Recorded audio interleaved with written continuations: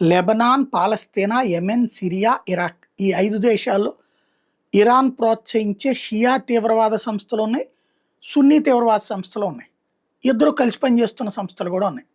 అది హెజ్బుల్లానా, హమాసా, హౌతీనా, Islamic resistance ఫోర్సా, Islamic jihadist ఫోర్సా, ఇట్లాంటివన్నీ. ఇవన్నిటిని పెట్టి ఎప్పటి నుంచినో ఇజ్రాయెల్ని తొక్కడానికి చూస్తోంది. ఇజ్రాయెల్ అనేక ఇబ్బందులు పడింది. దానికి ప్రతీకారంగా ఈ తీవ్రవాదులను ఎక్కడెక్కడ తొదముట్టిస్తోంది. దానికి ప్రతీకారంగా తీవ్రవాదులు వెళ్ళి మొన్న మధ్యన ఇజ్రాయెల్ మీద దాడి చేయడం, అప్పటి నుంచి ఇజ్రాయెల్ వచ్చి ఇరాన్ మీద దాడి చేయడం, ఇవన్నీ నడుస్తోంది. అదే సందర్భంలో అసలు దీని అందరికీ మూలం ఇరాన్ అయినప్పుడు వాడిని వదిలేసి పుండుని వదిలేసేసి పుండుకి సంబంధించినటువంటి రసీదు ఇస్తే అట్లా కానీ ఇరాన్ని కొట్టింది మొన్న మధ్యన. అణుబాంబులు తయారు చేసుకుని సొంత అణుబాంబు రెడీ చేసుకోబోతుందంటూ పేల్చి వచ్చింది. అమెరికాని కూడా తీసుకొచ్చి B-2 బాంబర్లతో పేల్చింది. చాలా విధ్వంసం జరిగిన మాట వాస్తవమే, కానీ అణుబాంబులు ఆగలేదు, యురేనియం శుద్ధి ఆపలేదు. 2026 కల్లా అణుయుద్ధం ఇదే అణుబాంబులు మా చేతిలో ఉంటాయి అని ప్రకటించింది ఇరాన్. ఈ దశలో ఇప్పుడు కీలకమైనటువంటి అడుగులు పడుతున్నటువంటి సిచ్యుయేషను.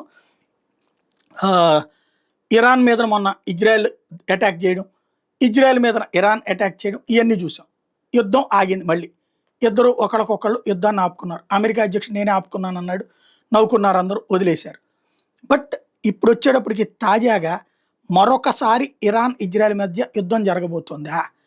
ఈ దఫా అణుబాంబులు మేము తయారు చేసి తీరతామంది కాబట్టి లేపేయబోతున్నారా? ఇది తేలాల్సి ఉంది.